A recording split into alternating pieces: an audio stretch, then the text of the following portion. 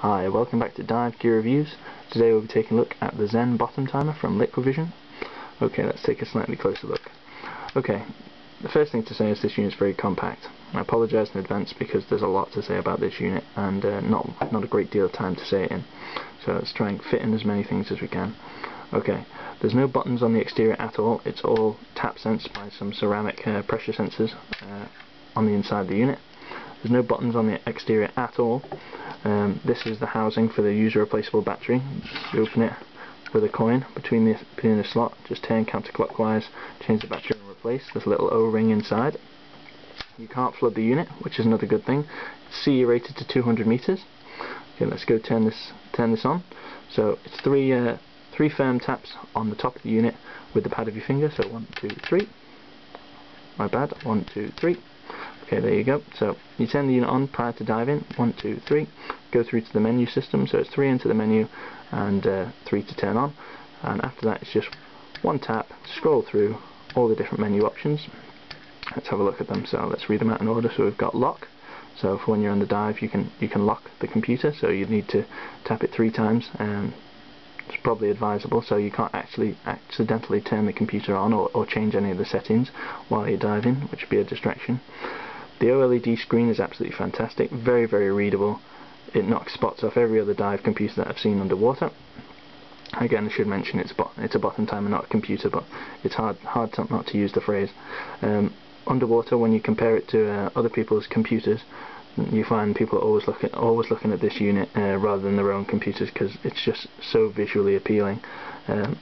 Let's scroll through. Let's have a look at dive log. So let's go to my last dive. I haven't set the date properly on it. Unfortunately, when you take the battery out, often some of the settings are lost, but your dives are saved. It's just the time and date is lost. Okay, so let's scroll through. Let's have a look. What do we have? So we have dive number, max depth, average depth, duration, date, time, minimum temperature, max temperature, surface interval, depth graph, and temp graph. Let's have a look at depth graph. Try to find, so you can draw your profiles from it. Hopefully it's nice and U-shaped. You have temperature graph, so you can tell the difference between the surface temperature and the bottom temperature, which is nice. Okay, let's exit this screen and go on to display settings. Okay, the display settings are going to allow us to customize the unit visually and for refresh rate and so forth. You can change the brightness, the auto dim, refresh, the layout, velocity, stopwatch, analog clock, hours, and colors. Colors everyone's favorite. But we'll scroll through and there's a nice little feature called simulate dive. So once you've changed the colors and all the different settings, you can simulate how the computer will look underwater.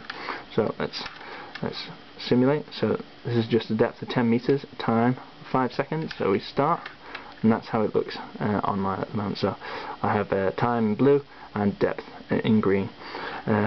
You can have an absolute variety of colors, almost any in the spectrum. You can customize them, which is fantastic, but on the downside, it is very battery hungry. If you have white and purple and red and all these myriad of colors that you can select are very, very battery hungry. So let's just end the simulation by 3 taps on top. Okay, we can stop, reset, and so forth. So I'm going to stop the simulation, scroll through. None of this needs to be done during the dive itself. It's just all pre-dive. You just turn it on and you dive. Okay, and exit. Okay, so now we're ready to dive. So we want to turn off the unit. So just tap 3 times on top and then shut off. Okay, a couple of the criticisms for this unit is, one, it's very, very expensive. £300 to £400 just for a bottom timer probably gets you an entry-level Nitrox computer and so forth. So it is very expensive. Another downside would be the strap is very, very durable. But the actual connection, you probably won't be able to see on the quality of the video, but it uses a set of 2 very, very small pins to hold the strap secure. That really is, it's a little bit touch and go for me. I think it needs replacing. The pin system could be stronger and it could be more accessible if you want to swap it out for a squeeze lock strap or that sort of thing. Also, the length of the strap isn't really long enough to go around a dry suit wrist that I've found. It needs a strap extender, or you have to put it around the very, very small of your wrist, which becomes problematic. It really could do with a longer strap. The retention, my rubber strap router broke, so it snapped, so I had to replace it. Just some quick tape. Another downside I would say is very, very battery hungry, and the batteries aren't cheap. I think I got about 12 dives out of my first battery, and the batteries are £7 each, so you start noticing quite quickly that you do need to change the batteries. But one of the ways you can maximise your battery time is to reduce the variation of colours and the brightness settings and so on. So I've optimised that now to make the Liquivision last a bit longer. Other downsides, I'd say it doesn't have a screen protector. You need to buy a screen protector separately.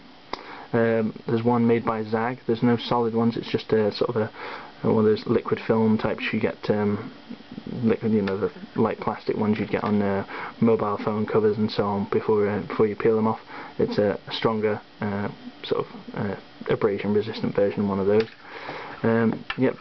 And financially, it is very expensive, but it is beautiful underwater, very easy to read, very intuitive, battery hungry. It doesn't have an off switch, so if you don't take the battery out, it starts running down its batteries very, very quickly, so you have to start taking them out at the end of the day's diving, and remember to put them back in for the next day's diving, which can be a hassle. Other than that, I'd say it's a really, really, really good unit. Would I buy another one? Tough to say. Because of the strap system, I'm always afraid of losing it because it's so expensive, and I don't like the fact it doesn't have any screen protector. I don't want to scratch it and so on. I didn't really like the idea of the plastic film. It just doesn't really sit right with me that putting the plastic film on it's going to protect it better than, say, just a solid piece of plastic. It's very, very readable, easy to read underwater, very, very intuitive, seems fairly sturdy, easy to navigate, very, very bright. Is a fantastic piece of kit, and they are becoming more and more affordable. It's a smaller sort of brother to the Liquivision Geo and the Lynx Nitrox computer, which will be coming out soon, and of course the open circuit, closed circuit Liquivision XEN. It is really, really good, and I wouldn't be without it now. It certainly knocks spots off the Ortec Aladdin Pro and the like. But overall, you just have to make your own mind to see if it's worth it for the money for you. But to me, it was an excellent investment, and certainly turns heads underwater. Okay. Well, thanks very much for watching. Hope you enjoy it. Give it a thumbs up if you like. Thanks.